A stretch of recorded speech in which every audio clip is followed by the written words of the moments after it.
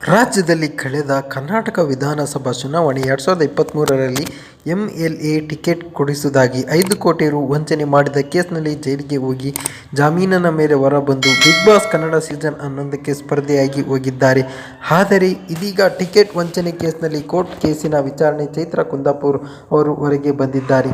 ಇಡೀ ರಾಜ್ಯವನ್ನೇ ಬೆಚ್ಚಿ ಬೀಳಿಸಿದ್ದ ವಂಚನೆ ಪ್ರಕರಣದಲ್ಲಿ ಚೈತ್ರಾ ಕುಂದಾಪುರ್ ಹಾಗೂ ಆಕೆಯ ಗ್ಯಾಂಗ್ನಿಂದ ಬಿಜೆಪಿ ಟಿಕೆಟ್ ಕೊಡಿಸುವುದಾಗಿ ಕೇಳಿ 5 ಕೋಟಿ ರು ಪಡೆದು ವಂಚನೆ ಮಾಡಿದ್ದ ಪ್ರಕರಣ ಬಹು ದಿನಗಳ ಕಾಲ ನೆನಪುಳಿಯುವಂತಹ ಕೇಸ್ ಆಗಿದೆ. ಬೈದೂರಿನ ಉದ್ಯಮಿ ಗೋವಿಂದ ಬಾಬು ಪೂಜಾರಿಗೆ ಬಿಜೆಪಿ ಎಂಎಲ್ಎ ಟಿಕೆಟ್ ಕೊಡಿಸುವುದಾಗಿ ನಂಬಿಸಿ 5 ಕೋಟಿ ರು ಪಡೆದು ವಂಚಿಸಿದ ಕೇಸ್ನಲ್ಲಿ ಜೈಲು ಸೇರಿದ್ದರು.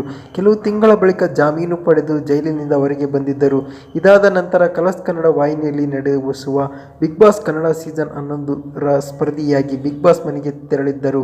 ಇದೀಗ ಟಿಕೆಟ್ ವಂಚನೆ ಕೇಸ್ನಲ್ಲಿ ವಿಚಾರಣೆ ಎದುರಿಸಲು ಹೊರಗೆ ಬಂದಿದ್ದಾರೆ. ಇಂದು ಕೋರ್ಟ್ಗೆ ಹಾಜರಾದ ಬಿಗ್ ಬಾಸ್ ಸ್ಪರ್ಧಿ ಚೈತ್ರಾ ಕುಂದಾಪುರ್ ಅವರು ವಿಚಾರಣೆಯನ್ನು ಎದುರಿಸಿದ್ದಾರೆ. ಚೈತ್ರಾ ಕುಂದಾಪುರ್, ಶ್ರೀಕಾಂತ್ ಹಿರೇಹಡಗಲಿಯ ಹಾಲಸ್ವಾಮಿ ಮಠದ ಸ್ವಾಮೀಜಿ ಸೇರಿದಂತೆ 3 ಆರೋಪಿಗಳು ವಂಚನೆ ಮಾಡಿದ್ದರು. ಈ ಪೈಕಿ ಇಂದು ಚೈತ್ರಾ ಕುಂದಾಪುರ್ ಸೇರಿದಂತೆ 3 ಆರೋಪಿಗಳು ಕೋರ್ಟ್ಗೆ ಹಾಜರು ಆಗಿದ್ದಾರೆ.